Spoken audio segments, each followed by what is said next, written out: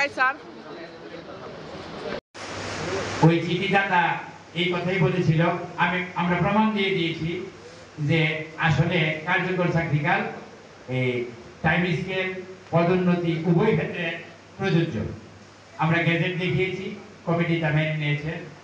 পাশাপাশি আরেকটা কথা বলেছিল ৫/৬/২০১৪ প্রজ্ঞাপন অর্থ মন্ত্রণালয় কর্তৃক অনুমোদিত নয়। আমরা ওইটার প্রমাণও দিয়েছি, তিনটা প্রমাণ দিয়েছি। অর্থ মন্ত্রণালয় যে সম্মতি জ্ঞাপন করেছিল তারা ওইটা মেনে নিতে বাধ্য হয়েছে, তারা অচিরেই সুপারিশ করবে। কনসালটেশন কমিটি মানে মতামত প্রদানকারী কমিটি, ওই কমিটির কাজ হইল মন্ত্রণালয়ের কাছে সুপারিশ পেশ করা, তারা বাস্তবায়নকারী কর্তৃপক্ষ নয়। তারা সুপারিশ পেশ করবে, আমাদের সাথে এই কথা দিয়েছেন।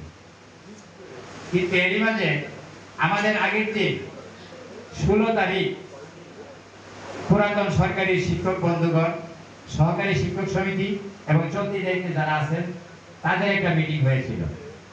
তারা এই কনসালটেশন কমিটির কাছে এবং এই কমিটির পাশে আল্লাহ ওনাদের হায়াত উপস্থাপিত করার মৌখিকভাবে নয়, কার্যক্রমে এবং উপস্থিত আছেন সবাই বাংলাদেশের বিভিন্ন জেলার নেতৃবৃন্দ, গোটা বাংলাদেশের জাতীয়করণকৃত সকল শিক্ষকের কর্ণধার।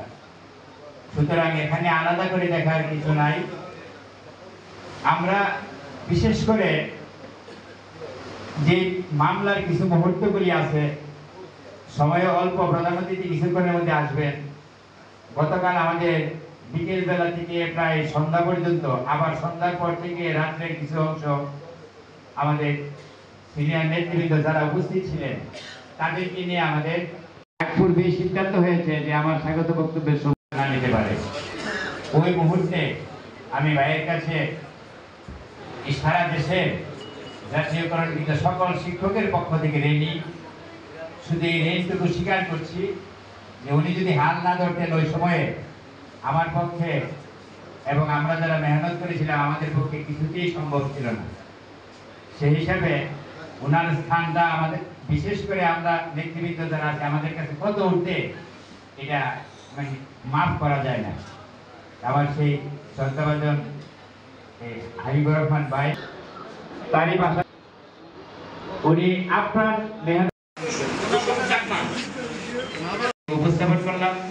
কথাটা তাড়াতাড়ি করার জন্য, সহজ করার জন্য আমাদের গতকালের সিদ্ধান্তটা আপনাদেরকে জানাইলাম।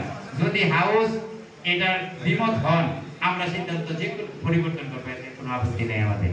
এ ব্যাপারে আপনারা আপনাদের মতামত ব্যক্ত করবেন এই আশা ব্যক্ত করে আমি আমার বক্তব্য শেষ করছি। আসসালামু আলাইকুম ওয়া রাহমাতুল্লাহ। এর মধ্যে বর্তমানে যেটা 73/2023, পূর্বে 12,977, এটাই আমাদের মূল মামলা।